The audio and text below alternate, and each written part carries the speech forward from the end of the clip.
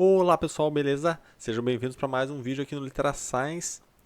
Hoje vou gravar aqui para vocês então a resenha de Pequena Coreografia do Adeus, da autora Aline Bay.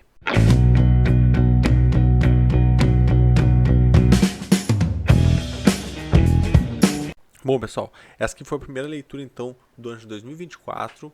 É uma leitura aí que eu já estava devendo, né, desde o ano passado, né? Então, digamos assim, desde 2023. A gente vai ter esse livro então publicado pela editora Companhia das Letras no ano de 2021. Então, um livro aí de 280 páginas, 288 páginas para ser mais exato.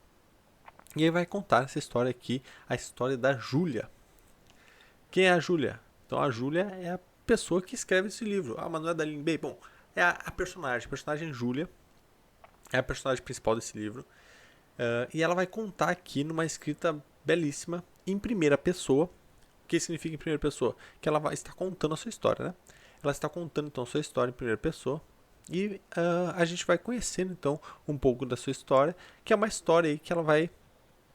Que é uma história que ela vive no meio de uma turbulência de um relacionamento tóxico de seus pais. Então essa é a grande jogada aí, né? A grande história aí é viver, né? Ela vai trazendo desde a sua infância, passando para a adolescência até na vida adulta, como que é viver, né, no meio desse relacionamento tóxico entre seus pais, né?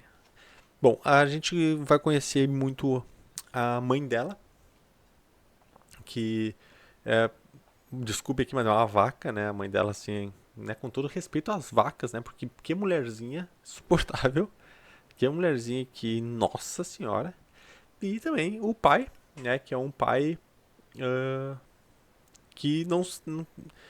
O pai dela, ele não suportava a ideia de estar casado, ainda mais com aquela mulher, né? Que seria a mãe da Júlia. E mas também nada justifica, né, ela viver, né, enquanto filha ali, viver aquela turbulência toda naquele relacionamento. Então, a gente vai acompanhar aí a Júlia em diferentes épocas da sua vida, sendo, bati no microfone aqui, sendo sufocada nesse relacionamento. Principalmente sufocada por uma mãe, filha de uma boa mãe, né? Porque, poxa, que mulherzinha, como eu falei antes. Ela, e durante o livro, a Júlia, ela vai tentando, né? Vai tentando aí se descobrir.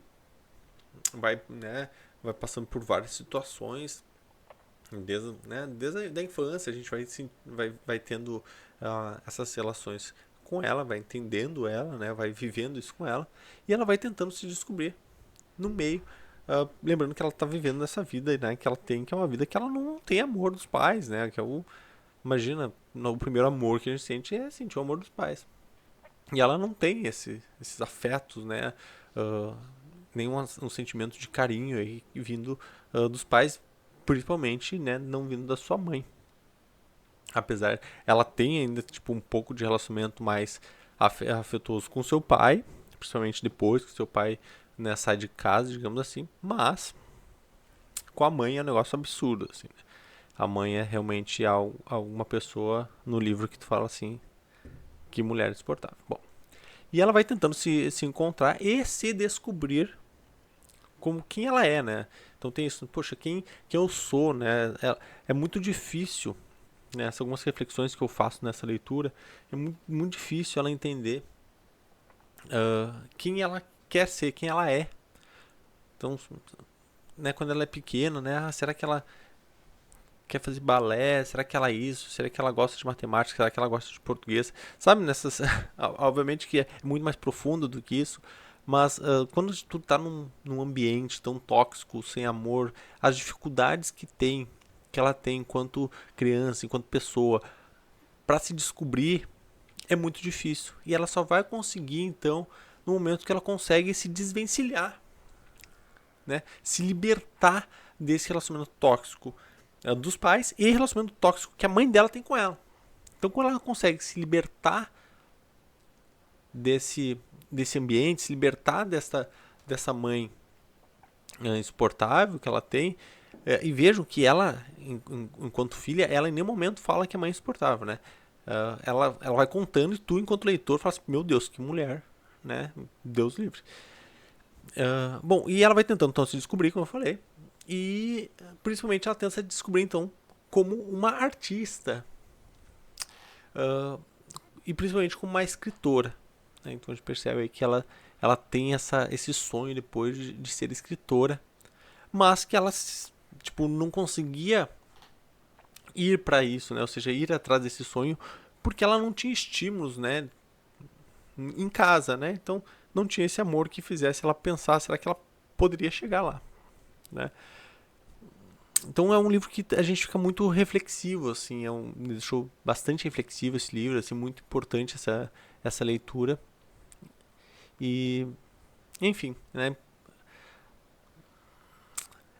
A gente vê durante o livro que a mãe dela é interessante porque a escritora, né, a Júlia, ela tenta em alguns momentos meio que ser uma advogada da mãe dela, assim, advogar no sentido assim de, pô, ela tenta mostrar para nós leitores assim, poxa, é minha mãe, né? Ela tenta lá, né? Ela sempre vai tentando se aproximar dos pais. Ela sempre vai tentando, ela vai no pai dela, ela tenta com a mãe dela, vai tentando. E isso, essas tentativas, né? Então são esforços que ela, enquanto filha, tenta essas aproximações. Mas que mesmo pra ela é muito estranho, né? Principalmente ela sempre com medo, assim, de apanhar da mãe dela e tal, né? Então a mãe dela, a gente vê que, né, essa mãe dela, essa vaca, né, como eu falei antes, ela acaba sucumbindo, né? É interessante isso também no livro, assim, que a mãe dela sucumbe com o divórcio. Isso é uma coisa interessante dos relacionamentos tóxicos, assim, né? Que como essa mãe sugava muito ela, ela no sentido da Júlia, e também sugava muito o pai da Júlia, ela acaba depois, quando o pai sai de casa, quando a Júlia também acaba se afastando, vivendo sua vida, né, como adulta e tal, essa mãe, ela sucumbe, né, ela vai perdendo, né, as suas, inclusive suas características, assim, né, essa personagem ela vai sucumbindo. Muito interessante, assim, a forma como a Aline traz isso, né, a autora Aline traz isso para nós nesse livro, muito interessante.